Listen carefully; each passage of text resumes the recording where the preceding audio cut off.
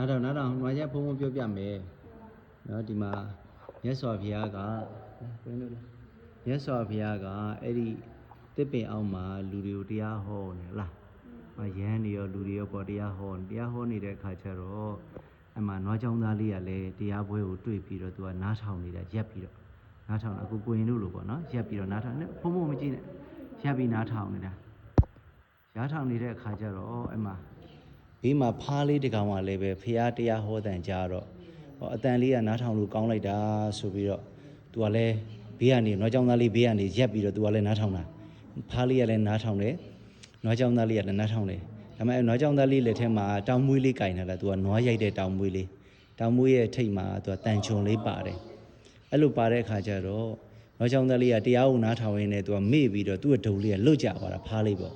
လွတ်ကြတော့ဖားလေးကအဲ့မှာတောင်မွေးရဲ့ထိတ်ကတန်ချောင်းနဲ့ထိုးမိပြီးသေသွားတာတဲ့